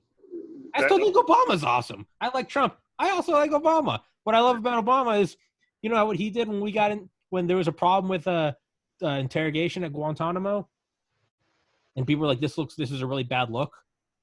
Obama, because he didn't close Guantanamo, so he thought, well, what if we just have less people to interrogate? And because of that, everyone applauded him because we were doing less interrogation. Yeah. And you know why? Because secretly he said, hey, just scale up the drone strikes. Kind of, hey, black guy tapping the head. Can't have prisoner problems if we don't have any prisoners. Shout out Obama. That's fucking lethal as fuck. That's big dick on the table. So we're having problems interrogating? Yeah. What the public doesn't know is that Guantanamo is terribly important to the national security. But you still want to look at it as the president. Well, what do you think about the theory, though, which I happen to subscribe to as well, is that, you know, that fine, he's a reptile. Right. Fucking reptilians, man. Yeah. That, yeah, fine. We go over there and we drone strike. I think we create more blowback. Hostiles. You know what I mean? And I think that's really the case. Now, I'm not saying that there's times when we shouldn't do anything. I don't think we should. I mean, especially in situations, you know, when there's humanitarian crisis and all that. No, we're a superpower, man. It is our obligation to go in there and help these people, you know, with a coalition, I believe. But yeah, man, I really think we create a lot of hostiles and a lot more problems because, you know, we like to stick our nose in everything. For every one of them you blow up, how many kids are you now? Exactly. Guys like me or you that, you know, I lost my sibling 6 years ago. It was suicide. It's not that someone killed him. But even if it had been a murder, I imagine now 6 years later it'd be like, hey, you just turned 30. You got your whole life ahead of you. Are you really going to dwell on this one person who's now in prison for killing your brother? Or you're going to build your podcast? You're going to go get a girlfriend? You're going to start a family? Are you going to enjoy the sunset? You're going to let this person ruin your life even more? No. Imagine if you don't have running water and you don't have a podcast and you don't have a carpeted, you don't have an air conditioner and you have nothing. Right. God damn it. There's going to be you saw your family killed or whatever. Yeah, I mean, that's almost enough. For somebody to sit there and say, well, that wouldn't tip me over the edge. I think you're not. Now, imagine you have nothing. Imagine you have nothing. Every day you have nothing. You know what? There's going to be a party that's like, I'm going to stay alive just to fucking run into a U.S. embassy with a bomb. Yeah. Like, I had nothing, and you made me have even less. You took my dad. Like, you know. Yeah. So, you know, we as Americans, you know, we like to sit here and tout our freedoms, which we do have, right? But I think it's all about perspective too, because, you know, we could say, oh, you know, the fucking Hajis over there, they're not free. Look at them. You know what I mean? They're constantly they can't do this or that or blah blah blah due to religious fanatics or whatever it may be, or just maybe it's just the government. But I think a lot of them look at it differently though too. It's very tribal over there. So if you're, I don't know, if you're a part of this tribe, and somebody comes over and steals your stuff or rapes your sister or something like that, you can go kill them. Yeah. Isn't that freedom? That's freedom. I mean, it's right. We can't do that here. No, man. They can go anywhere they want. They could do whatever. Can I reel you in to keep doing the podcast for a little longer? Why do you think I brought up some other stuff? I was like, yeah, well, I'm having a hard time talking. Right, okay, well, I gotta go piss again. I didn't want to. You son of a bitch. He's always putting me on the spot. He did this on my podcast too. He asked me a pretty intense Black Lives Matter and Antifa question. Well, it wasn't really intense, but and then he just went off and took a piss and then left me there to talk about it on my own. So yeah, I think freedom is all about perspective. I think there's people who would say that we're not as free as we think we are, and I imagine that's probably true, right? I think post 9/11, we agreed to be less free. We lost some civil liberties that we'll never get back. But yeah, anyway. So, hey, Reality Playground Podcast. Throw it in there again. Some cheap plugs since he's taking a piss. Can't leave me alone, because then I'm just gonna start plugging my podcast there, Tommy boy. Reality Playground Podcast. Dude, I'm getting old. I threw out my back at work picking up cardboard. I was like, it's your 30. Oh, hey, and I meant to tell you this too. So I'm only 35, so I don't have much to go off of. The 30s have been the best years of my life so far. I love 30, man. It's like, that's awesome. I finally became comfortable with who I am.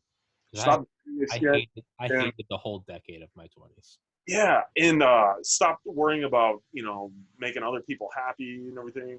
And I don't know, my 30s have just been really, really good to me. I hope it continues. But so I hope that for you too, man. I really do.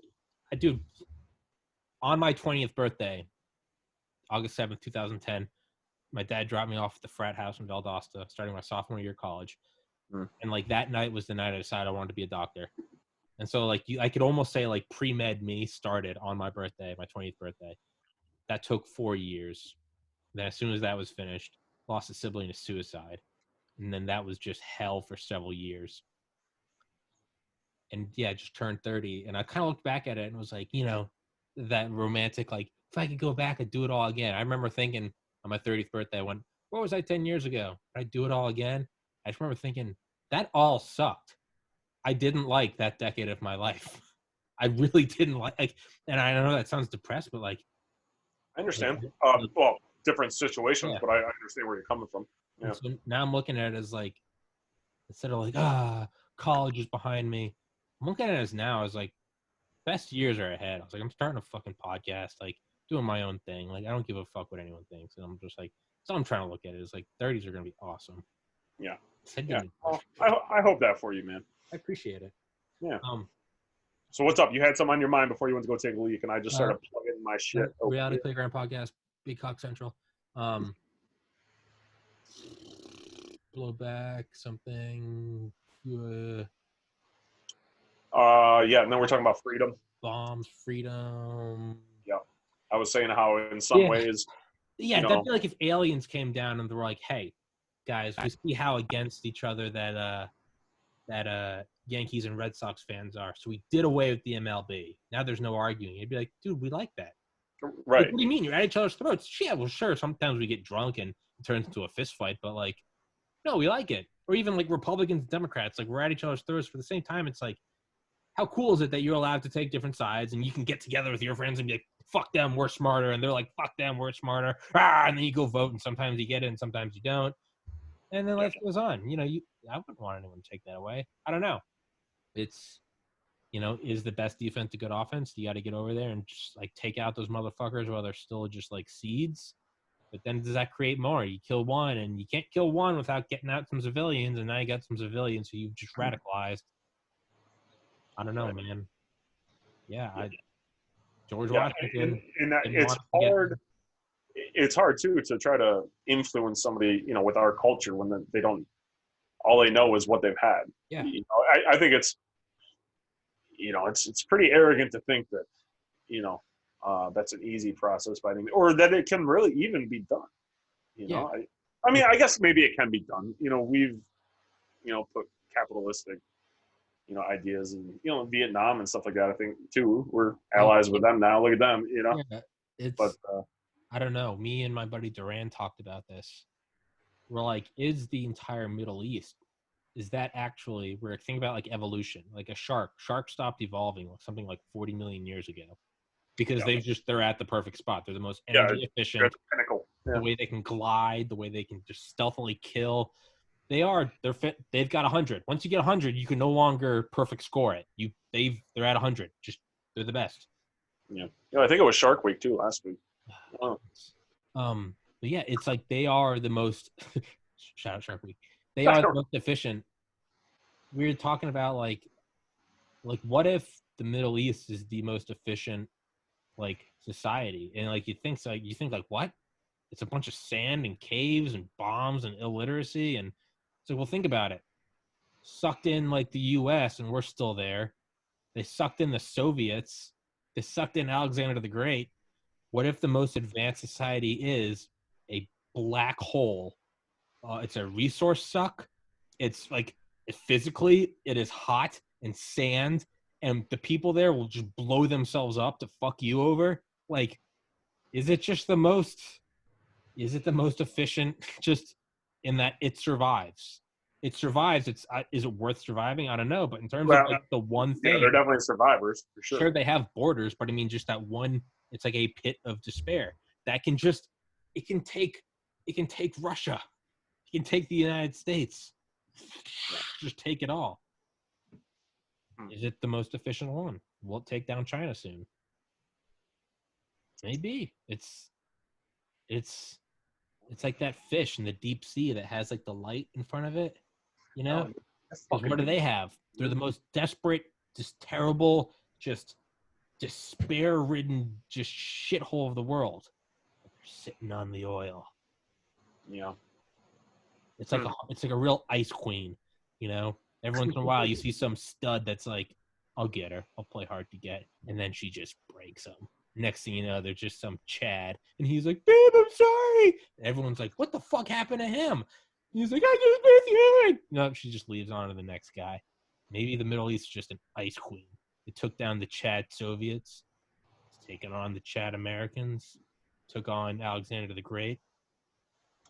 So I think how they're going to, if they haven't already beaten us, is just by draining us of our resources, money, equipment. Just like we did against the Soviets. Exactly. Spread too thin. Run that bill up.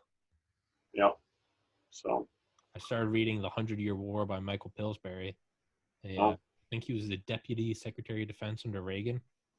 It's a book about China that heavily influenced Robert Spalding's book. And Michael Pillsbury works at the same think tank. So is that right? Yeah, so let's hope I can get him. I don't know why I just did that retarded. But yeah, I'm listening to his book right now. I say read. I listen on Audible. I say read too, but I'm like read. I like to imagine I'm glasses next to a fire, flipping pages. Oh yes, China's growing influence. Reality, it's bourbon in one hand. Reality, it's me sitting in the shower with hot water and like cleaning my fat belly because I just ate Hot Pockets and chocolate milk. So it's just, that's how I listen to. That's how, shout out Audible. That's how I listen. But they're talking. They bring that up, and how China looks at it as like the U.S. drained the Soviets. We just ran them up. Hey, we're gonna go to the fucking moon. Now they gotta go one up us, and they gotta try to get there. Reagan's Reagan's getting like the equivalent of bottle service with the defense contractors. He's like, just get it all, SDI. Soviets gotta run it up. Let me ask you: do you think are we throwing our cards on the table when we talk about how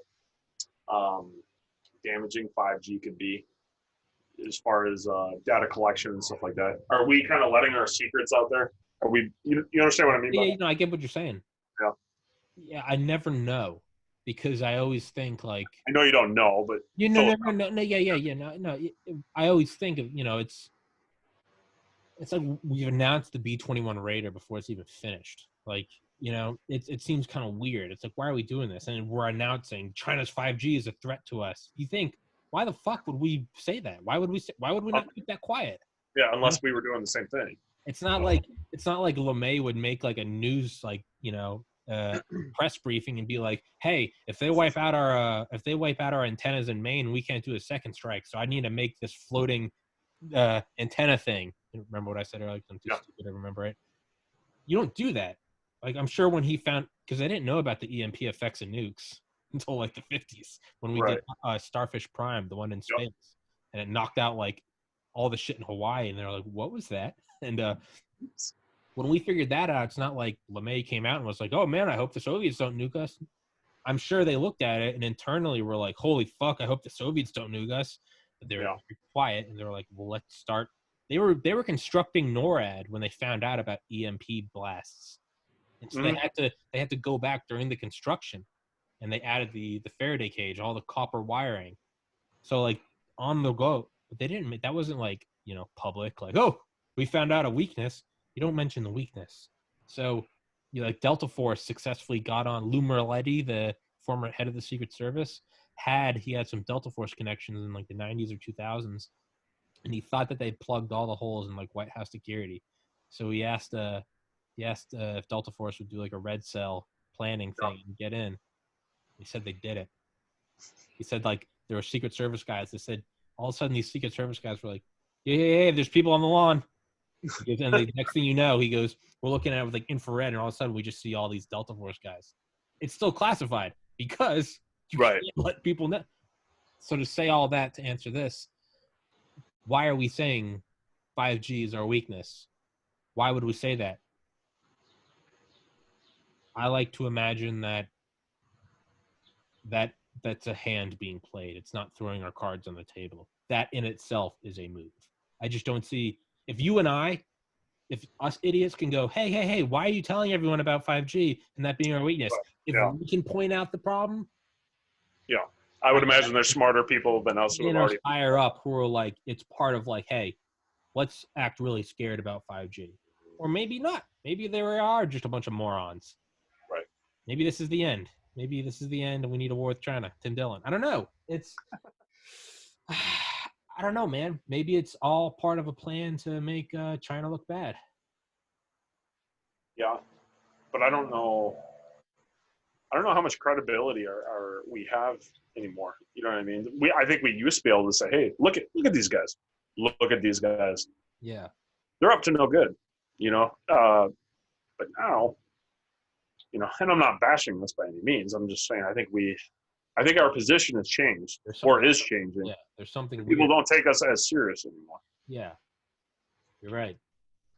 I think COVID, I don't know. Because I don't think COVID was intentional. I can see where people do think it is. And it's a sexy idea. And I think it did come out of a lab. I was talking to a buddy of mine about this. He's a veterinary pathologist and his wife is a virologist. She can't talk about it. Oh yeah, you said that. Oh, did I tell you about this? Reality Playground Podcast episode 2. Check it out. Yeah. Because they can't say anything. It's yeah. So, but what he said to me, and he goes, I have nothing to base this on. He goes, and this is just strictly me talking. He goes, I think that it was lab released. However, he's not saying it was weaponized. He's saying some idiot probably just fucking had it or something, walked out of there, and it spread. Whether they didn't do a good decon or something like that. That's his position. Yeah. But it's only his opinion. He has nothing to base it off of. But he's a pretty fucking smart guy. So I think what's that theorem? It's not Murphy's Law. It's not Occam's razor, but it's the don't attribute to maliciousness what could just be incompetence. Like if something happens, it doesn't necessarily mean, I don't know what an example. Sorry, it's like the guy I had on last week, Ellie, the EOD guy. And we talked about the Beirut Fuck explosion. that job, by the way. Yeah, Fuck that job. my favorite. So for two reasons. One, I wouldn't want to fucking do it. Although I had walked up to an IED before and just kicked it to see if it was wired or not. I was like, fuck it. I reset that part of my time where I was like, I don't fucking care. Part of that deployment where you just yeah. If it goes off, I won't know. Exactly. So for one, and then two, man, those guys take fucking forever to show up when you call them. Man, it's fucking ridiculous. Like sometimes you gotta wait hours for these guys. It's like, what the fuck were you doing? You know, you just halted an entire operation because I don't know. I'd like to think that they were just rubbing each other in the showers. They're probably doing actual work, but you know, like dismantling IEDs and shit. Yeah. So I'm just an asshole. But if I were them, I'd take my time and be like, let's see if some idiot goes and kicks it. Save me. Yeah. So if you ever had that guy back on, say, hey, there's a fucking there's an old Marine grunt here who wants to fucking know why the hell you guys always took so goddamn long to get out there. Yeah, I'll give him. Obviously, I'm just busting balls. I'll give you his info. I'll ask him if I can give you his info. Oh, that's yeah. I mean, if you want to have if you want to have your podcast, cool. Fucking bitch. But it's what we were talking about. Yeah, and we were talking about Beirut last week, and he was like, "Yeah, it was that. Yeah, we were talking about that theorem. We're like, don't attribute to malice what might just be incompetence. Yeah. Like we look at it, or another way to say it is like, hey, all you mouth breathing retards, like not everything's a conspiracy." Right. Yeah. Like, yeah. Oh man, how did 19 guys with box cutters get through $1 trillion defense net? The U.S. knew, not the CIA let it happen. Reality. Sometimes the simplest way was the way. Sometimes it's just that the CIA and the FBI were compartmentalized and there were turf battles and they don't want to give each other's intel and missing matches. And next thing you know, I saw some jackass posted the other day or something like that about how never mind. I don't remember how it went, so I'm not even going to go there. But it was basically something along the lines of how. Let's speculate wildly. Yeah, right. How the DoD can't lose money because they're a service or something like that. I'm like, really? Then why the fuck did Rumsfeld come out? Right before 9/11, say we lost X trillion dollars. Yeah, see, that gets a little can't weird. Lose money my ass. That gets a little weird when Donald Rumsfeld comes out on September 10th, 2011, and says $2.3 trillion cannot be accounted for. Yeah. And the next day is 9/11. Not only that, the plane hits the accounting part of the part of the Pentagon where the accounting for that money was taking place. Yeah. It's I don't understand how. What's that? It's a little hairy. Yeah. Well, and then everybody wants to sit there and say, "Wow, you're just being a conspiracy theorist," blah blah blah, and. I never understood why people got such shit for questioning things when it's been proven over and over again that we've been lied to. Yeah. Not just in America, just like the history of humanity. There's always a move to consolidate power. Exactly. Always. I mean, it is not exclusively the United States that I'm talking about here. No. This is, I mean, there are a lot of examples within, the most, again, just the most like, one that's been beaten to death, just jerk it off. But Operation Northwoods, where we like, approved by the Joint Chiefs of Staff. They're like, hell yeah, go blow up a movie theater in Miami. I went to go shoot some schools, blow up a drone liner. Yeah, man. There's no way we would do anything like that now, Tommy. Yeah. No.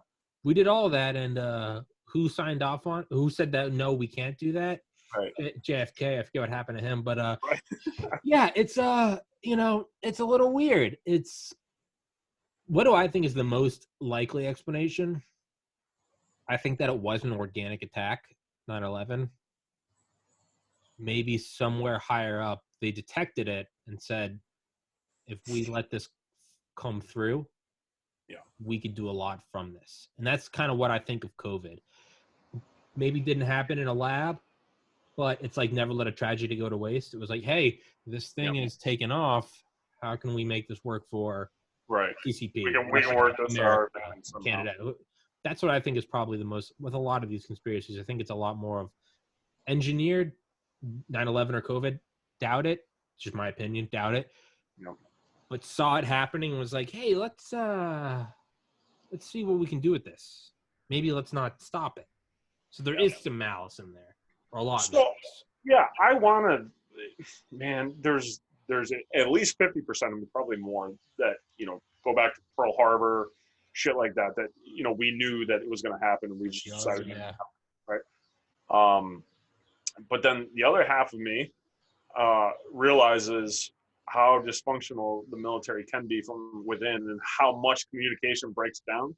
Yeah. So it wouldn't surprise me that yes, maybe we received the warning, but maybe it didn't get passed down to the proper channels, or it did. It just got lost along the way, or some Well, fuck. there are reports of like the early NSA, or I think NSA was after was the NSA in 1947? Did it start in 47 along with the CIA? No, I thought that was a CIA. I thought CIA and Air Force started in 47. Yeah. I thought maybe the NSA was before. Anyway, there were precursors to the NSA. So whatever, Right. these signals I thought intelligence. the NSA was after the CIA. I don't know. Doesn't matter. But I mean, we had signals intelligence operations in World War One. So I mean, there were different name, but whatever. Same guys collecting shit. There are reports in one of James Banford's books, I believe, maybe Puzzle Palace, about the NSA. There are reports of like as Pearl Harbor is smoldering, that night after people are getting triaged, generals going into their office, covered in blood, just being like, oh my God. And then going to their mail wall, and there's urgent, and it's like, oh, this is from our chief. This is from our station in Tokyo. They think they intercepted something. Yeah, a little late, but it's sitting there under a stack of other papers. Yeah, it can just be that. Yeah, and I think more often than not, it probably is that. And again, Garrett Graff's Raven Rock, he has a whole chapter on 9/11. They're talking about how on Air Force One, they were getting their information from fucking Fox and CNN, watching the news, because all of their communications were broken down. None of the drills worked as worked as planned. As always, all plans went out the window. Yep. Everybody's got a plan until you're punched in the face. Exactly. So. Everyone's got a plan until Robert Spaulding's staring through your soul. Yeah. Shout out Robert Spaulding. But I mean, how much of it is just maybe that is. I think it was Terrence McKenna who said, he was like, it's not that the Jews are in charge. It's not that the Illuminati is running. He goes, the true terror is that no one is in control. He goes, that's what you learn when you get to the inner temple of, the demonic industrialists that run the world. They're all at their round table going, we don't control this at all, but everyone thinks we do. Thanks for blowing my mind again, Terrence. Yeah, no, yeah, blowing minds from beyond the grave. It's he's like, he's like, it's not aliens manipulating, it's not reptiles in DC. He's like, no one. It's not the Vatican. Mm-hmm. No one is in charge. And that is the truth. But you can't let anyone know that no one's in charge. So the people at the top, everyone thinks that they're in charge, but in reality, they're all sitting around going, what the fuck is COVID? Dude, you can almost say... A plane hit the Trade Center? Yeah. Oh, no! Dude, you can almost say anything with confidence, and people will generally believe you. You know what I mean? As long as you say it confident enough, and you sound and act like you know what you're talking about. Yeah. I do it all the time. Right. Yeah, dude. I guess it's the what the fuck do you think I've been doing for the last hour or so? Yeah. What do you think I've been doing for the last 161 episodes, dude? Right. Staring into people's eyes, and I know what I'm talking about. Yeah, dude. I don't. You want to do 7 more minutes? 4:15. Sure. 4:08 now. Do 4:15. Yeah, we can do. Dude, my back hurts so bad. I think I've aged 30 years. Get some CBD oil, man. Actually, yeah, I can. I could. So I'm not one of those people. Okay. So I went with my wife last year to this fucking this beer festival, and it was like a food truck festival too, and they had this CBD, I don't know, vendor 10 up, and so I went over there, and this lady was telling me, I have this, and it helped all of it, and I'm looking at her like, get out of your fucking mind. There's no way you have all of that. You need to go home. You just need to not get out of your house, essentially. Yeah. And but I'll tell you what though, man, I was having some back pain prior to that. It was like fuck it. So I took a little bit of the sample and I rubbed it on. About 20 minutes later, one beer and some CBD oil, I think it helped it out, or at least relaxed. I think it was my uncle used it for his back, and it was. Yeah, and so I bought it, and I didn't fucking ask the price of it, and I wish I had it, because once I swiped my card, I realized it was like $70. I was like, what the fuck, for like this little ass thing. Yeah, little thing, yeah. And then actually I just used it the other day on a bruise and some swelling that I had on my foot, and dude, within 2 or 3 hours, it was gone. No coloring, no nothing. And it was a bruise I thought I was probably going to have for like a week or so. So I'm not saying it fucking helps everything, but for me, it's helped a couple of times that I've used it. So yeah, maybe I need to get some from. Dude, my back is killing me. But yeah, I've always heard all these like miracle stories of CBD, and I mean, I've talked to you, but I think I've only done them a couple times, and it's been several years since I've done them. I'm a huge proponent of psychedelics for like inner work. I'm prefacing this by saying all that. Like, I'm a big fan. I don't look at it as like, oh, it's hocus pocus. I'm like, no, it's very, very helpful. Yeah. I remember I was having anxiety. My little brother was like, try some CBD, dude. He's like, it really, and in my mind, I'm like, this is going to be like LSD, or this is going to be like pot, in terms of like, it's going to be this like healing mother nature. CBD does nothing to me. I'm one of the few people where like, I take it and I'm like, those gummies were good. Still anxious. Like, yeah, I don't know. Yeah. So I don't do like the gummies, or some people like smoke it and stuff like that. I don't do that because I just want to get high at that point. So it's like, I'm just like, you know. So I'll do the lotion. That's about as far as I'll go on occasion. But no, if I'm going to smoke something or eat something, no, I want to get fucking ripped out of my mind. Yeah, I don't. Yeah. I think I saw something on Reddit. It was like unpopular opinion, and God, Reddit's getting gayer by the day. Honestly, I don't go. I go to the smoking one so I could check out all the smoked meats, and then I go on special access. Special access, yeah. So. There's. Well, now I'm just gonna get. It's my own fault. No one's making me go to Reddit. It's my own fault. It's one of those things where it's like, you're poking a bruise. It's like, this hurts, and it's like, why are you poking it? It's like, because I want to. I go, and it's like recreational anger. There is nothing that boils my fucking blood more than just seeing awards on posts. Not even like Reddit is like a communist shithole. Okay, agree to disagree. We're different ends of the political spectrum. So it's not even that. It's just in general. Seeing all those gay fucking awards on it. Dude, I don't know why it makes me so angry. But I'll just be scrolling through, and it might be like a cool conspiracy post about UFOs, but then I'll see like a bunch of fucking gay ass coins, or like pandas or unicorns, and I just like it's irrational. It makes me so angry. I don't need your fake internet awards. It makes me so angry. I don't know why, dude.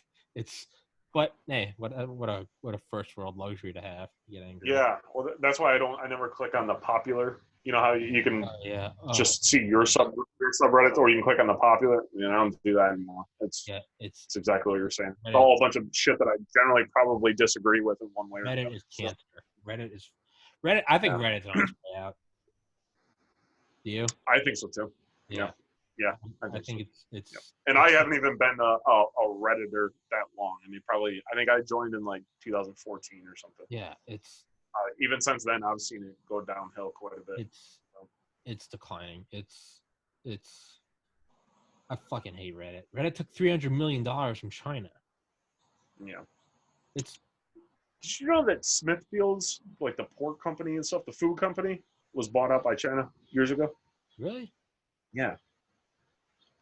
I had no idea. I just figured that out a couple of weeks ago. I'm like, shit, man. No wonder their bacon sucks. It's all fucking thin and nasty. Fucking panda huggers. It's fucking with my bacon, man. Yeah. That's a step too far. So do you know who Jim Jeffries is? The Australian comedian. I've heard of the name. Yeah. He's got a bit, and I'll butcher it, so I'm not really going to try to do it. But he's got a bit about how people are essentially fucking idiots for loving pandas. He's like, they're fucking idiots. They try to teach them how to fucking everything, and they won't do it. They eat food that has no nutritional value. And he's like, fuck the pandas. Let them all die. Yeah, I don't know. It was funny. I was like, it kind of makes sense when he puts it that way. Yeah. It's Yeah, me and my friend David thought about something in college where we were like, we look at dogs and dogs vomit and then they eat it and then they vomit because they ate their vomit. And we're like, what a fucking moron animal. Like, it just ate its own shit. Right. Like, the stuff that its body said, there's no more nutrients in here. Here's the excretion. And it eats it. And we're like, what a pea-sized brain. And then, like, we're in college. Every Friday night, we go get fucking hammered. And then we vomit. And the next day, we swear off alcohol for life. Rinse and repeat, yeah. Friday night, let's go get some beer, boys. Woo! Yeah. Like, it's yeah. I didn't really get to touch on it. Yeah, do you think that China is going to have stolen B-21 Raider plans, or do you think we tightened up or in my mind that I love? Yeah. If I think I know where you're going with this. If we've announced it, then I like to think that it's not like we have a step beyond that. It's not the bee's knees. Yeah. Yeah, that's kind of what that's the word I kind of lean to on that one. I think we're kind of cutting our losses with it. Have they said how many numbers we plan on building, or how many production? I think a lot. Well, that might throw a wrench into my theory then, because I thought that maybe they do kind of like they did with the B2, where we're only gonna make 20 or something. Yeah. Because we're really funneling this money. Well, hey man, as a true conspiracy theorist, don't let it throw a wrench in your plans. Conform. The data doesn't work. Well, then fuck it. Kick it out. It's not part of the model. I'm gonna smoke some pot tonight and text you and tell you my new. Yeah. Like, this is what I really fucking think. This is what I get. Yeah. When new data comes in and doesn't fit your model. Right. True conspiracy theorists beat down all the other data. Where there's a will, there's a way. Yeah, or take it and bend it. If you want to see UFOs, you will see them. It's you don't need someone go, well, that's a star and that's a pulsar. You want to see UFOs, you'll see a UFO. Yeah. I don't know, man. We either have it sealed down pat, or it almost seems like a shitty smokescreen. B-2-1, it looks the exact same. Like, yeah, it almost seems like a shitty sequel. Like a B2.0. Yeah. Really, it almost seems like a shitty sequel. Like the Pentagon could have put a couple more $1,000s into like a good smokescreen diversion. Like it's the B-2-1. Yeah. It's almost one of those things where it's kind of obvious, so they just throw it at you, but it's almost so obvious that you're not going to get it. Kind of. Yeah. It's really, it looks the exact same. It's just a fucking. And it's super secret. But we're gonna announce it. But it's super secret.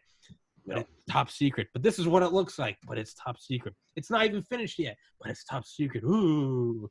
It almost seems like a shitty smokescreen. Yeah, I'm with you on that one. Josh, awesome. Reality Playground Podcast. Yeah. I will link it's always fun talking to you, man. You too, brother. I will link it in the description and the top comment. And if you want, feel free to upload it to yours. If you just want another episode, I don't give a shit. Okay. Yeah, maybe I'll do that. All right. Appreciate you, man. That was such the subtle. Okay. Well, I was like, I was trying to think of like maybe I'll just throw it in my back pocket and like kind of throw it out there in a later episode. No, you can upload. I don't give a fuck, dude. All right. Now, if Reality Playground Podcast takes off and you like surpass me, I'm gonna need you to like kick it back. I don't give a fuck, man. What do you want, man? Big dick swinging. Tommy, I appreciate you, man. You too, buddy. Stay safe. COVID, UFOs, Bigfoot pyramids. Send me, text me. I need some more like pyramid. Yeah. Maybe not even as serious as Randall Carson and Graham Hancock. Like, give me a little leeway. Like, you can throw in some aliens. I can get a little retarded. Like, I need that. All right, man. I'm doing it. All right, dog. All right. Talk to you soon. See you, man.